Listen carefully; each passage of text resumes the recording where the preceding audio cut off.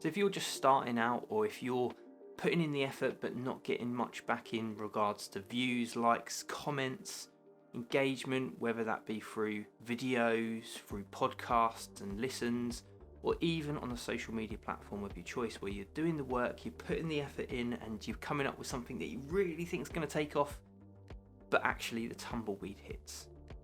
Why should you bother continuing? Good question.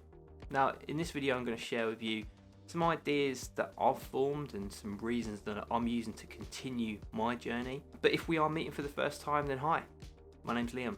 I'm an e-products manager working for a national training provider in the UK, and I love creating online learning experiences, such as the video that we're creating today. But why put all the hard work and dedication into setting up the camera, thinking about what it is that you're going to say, or even going through the painstaking editing process, but low to no engagement, views or listens?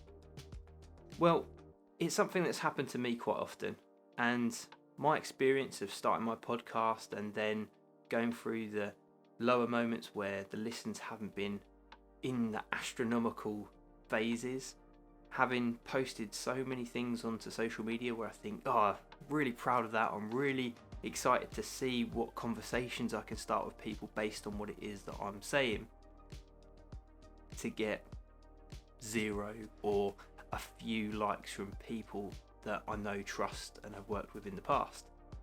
Now, I think with social media, sometimes it is a luck game. You're putting your information out into the world, you're putting your baby, your content out into the world that you've worked so hard to create.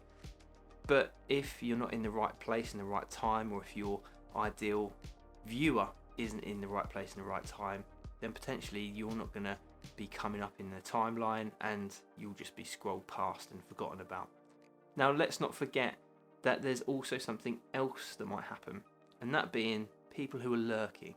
People who might look at what it is that you're doing, but not actually say anything. They might not give a like, they might not give a comment, they might not even subscribe to what you're doing or contact you to be in a friend status, following, or even a connection if you're on LinkedIn. What might happen is they might just be lurking in shadows, watching what you're doing carefully, getting a bit more of an understanding about what it is that you can bring to the table, of a project they might be putting together that they want to speak to you at a later date, or just generally getting a feel for what it is that you do. So when they are ready for your services, your knowledge, your expertise, then you'll be the person that's front of mind for them to come to speak to.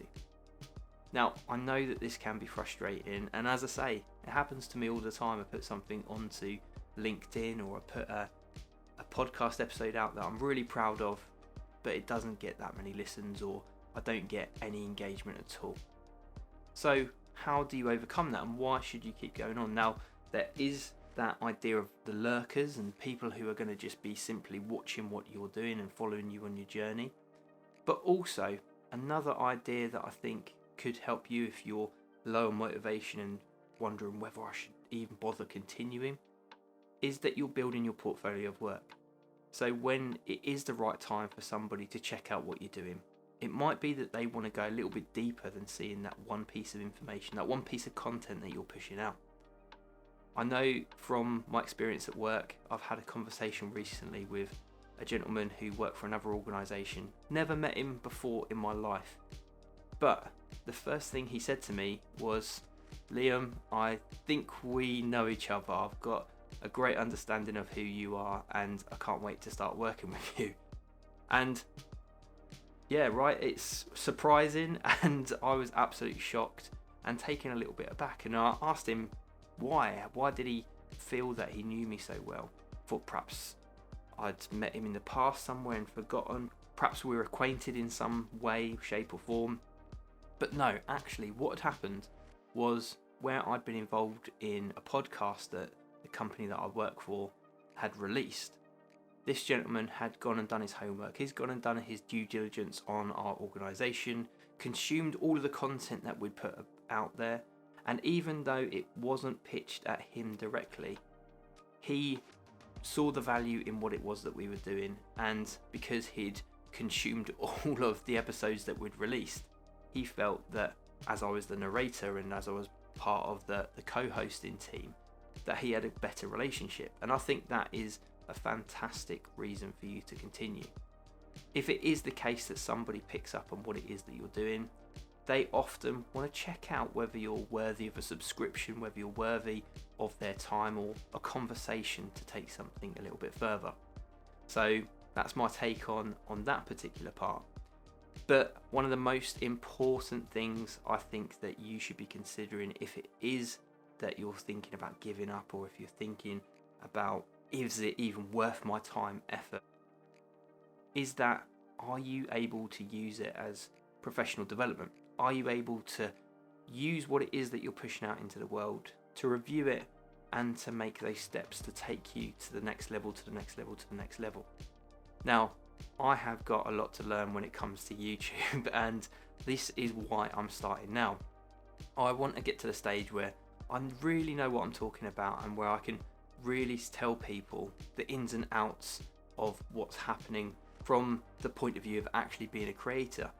I've consumed so much information, I've done the research, I've watched all the videos on thumbnails, on click-through rates and things like that, but I actually want to put it into practice and to get some experience that I can say, hey, I have been able to use YouTube to push out my content, to share my message, and to help people learn about content creation and potentially creating income online. So wonder if this has helped you, if you've got any questions or any further ideas about why you should keep going on, if you are in that position where you're getting low engagement, low views, and you're feeling a bit deflated and unmotivated. If you have got any comments, I'd love to see them down there in the comment section. And equally, if you want to learn a little bit more about podcasting, which is what I've been talking about more recently, then click on this video here. And if you want to learn a little bit more about me, then click on this video here.